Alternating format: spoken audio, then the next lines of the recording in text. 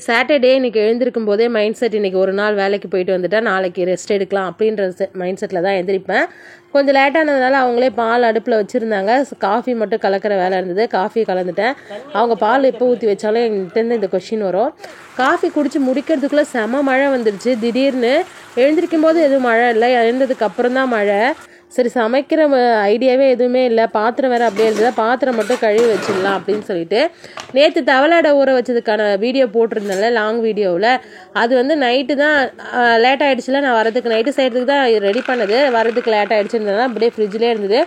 அதை காலையில் செஞ்சிடலாம் அப்படின்னு சொல்லிட்டு எடுத்து வச்சுருந்தேன். அப்புறம் அதுக்கு மல்லாட்டை சட்னி வச்சுக்கலாம் அப்படின்ட்டு மல்லாட்டை தான். இந்த முரத்தில் வந்து மல்லாட்டை தோல் எடுக்கும்போது எனக்கு புடைக்கிறதுக்கு கொஞ்சம் ஈஸியாக இருக்கும். பெரிய மரத்துலனா எனக்கு புடைக்க தெரியாது. ஆனால் இதில் நான் லைட்டாக புடைக்க செய்வேன். அம்மாவை பார்த்து கற்றுக்கிட்டது தான்.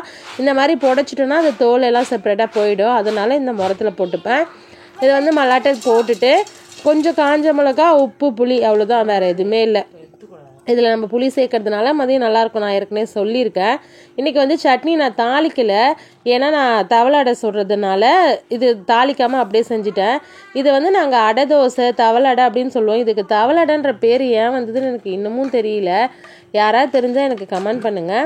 இன்றைக்கி தவளாடை தான் நான் செய்ய போகிறேன். நிறைய சைடில் வந்து இது அடை தோசை அப்படின்னு தான் சொல்லுவாங்க. அப்புறம் இதுக்கு ரெசிபி கூட கேட்டிருந்தீங்க. நான் நேற்று லாங் வீடியோவில் சொல்லியிருந்தேன், போட்டிருந்தேன். என்னென்னா 1 டம்ளர் பச்சரிசி, 1 டம்ளர் புழுங்கல் அரிசி, 1 டம்ளர் ரேஷன் துவரம்பருப்பு, 1 டம்ளர் கடலைப்பருப்பு. நீங்கள் எந்த டம்ளரால் எடுக்கிறீங்களோ அதே டம்ளரால் எல்லாமே அளந்து போட்டு நல்லா ஊற வச்சு ஒரு 2 மணி நேரம் ஊறினாலே போதும். ஊறினதுக்கப்புறம் நீங்கள் மிக்சிலேயோ கிரைண்டர்லேயோ அரைச்ச உடனே கூட தோசை ஊற்றலாம். நல்லா தான் இருக்கும். யூஸ்வலாக அப்படி தான் செய்வோம். ஆனால் புளிச்ச தோசையும் நல்லா தான் இருக்கும். உங்களுக்கு எப்படி டேஸ்ட்டு பிடிக்குமோ அந்த மாதிரி செஞ்சுக்கோங்க. அதில் வந்து நான் காஞ்ச மிளகா, பெருஞ்சீரகம், பூண்டு போட்டு அரைச்சிட்டேன். அப்புறம் இப்போ வந்து வெங்காயம், பச்சை மிளகா தாளித்து கொட்டி தோசை ஊற்ற வேண்டியதுதான். வானல் வச்சு அதில் தாளிச்சோன்னா அதையும் கழுவணும். ஸோ தோசைக்கல்லிலே தாளிச்சிக்கலாம் அப்படின்ட்டு கடுகு வெடிச்சதுக்கப்புறம் கருப்பு உளுந்து தான் இன்றைக்கி தாளிக்கிறேன்.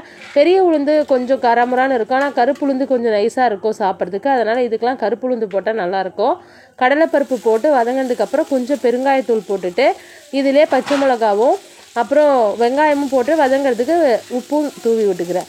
கொத்து பரோட்டா அது இதுன்னு தோசைக்கல்லில் செய்கிறாங்க. இந்த வெங்காயம் வதக்க முடியாதா அப்படின்றது தான். அப்படியே வதக்கி மாவை பக்கத்தில் வச்சு ட்ரான்ஸ்ஃபர் பண்ணிக்க வேண்டியதான். கொஞ்சம் கருவேப்பிலை போட்டுடுறேன்.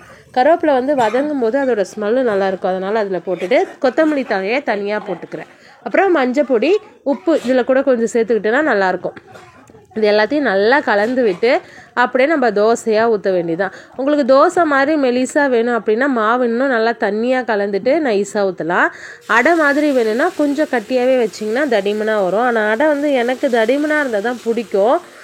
சிலர் வந்து மெலிசாக கேட்பாங்க. அதுக்கு ஏற்ற மாதிரி நீங்கள் ஊற்றிக்கோங்க. நான் வந்து ரேஷன் அரிசி தான் யூஸ் பண்ணியிருக்கேன். இப்போ புழுங்கல் அரிசியும் ரேஷன் அரிசி தான், பச்சரிசி ரேஷன் அரிசி தான், துவரம்பருப்பு ரேஷன் பருப்பு தான். டேஸ்ட் வந்து நல்லாவே இருக்கும். நீங்கள் வந்து ட்ரை பண்ணி பாருங்கள். ஏன்னா இது கொடுக்குறதுல வேஸ்ட்டாக தானே போகுது. அது நம்ம யூஸ் பண்ண மாதிரி இருக்குல்ல. திருப்பி போட்டு 2 சைடுமே எண்ணெய் ஊற்றினா தான் அது சாப்பிட்றதுக்கு நல்லாயிருக்கும். அது நல்லா ஊற்றி எடுத்துட்டு எப்பயும் போல் மொதல் தோசை நான் சாப்பிட்ருவேன். அதுக்கப்புறம் லஞ்சுக்குமே நான் இந்த தோசையே எடுத்துக்கிட்டேன்.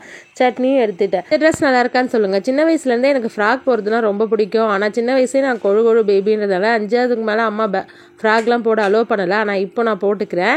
அவ்வளோதான் ஃப்ரெண்ட்ஸ். வீடியோ பிடிச்சிருந்தா லைக் பண்ணுங்கள்.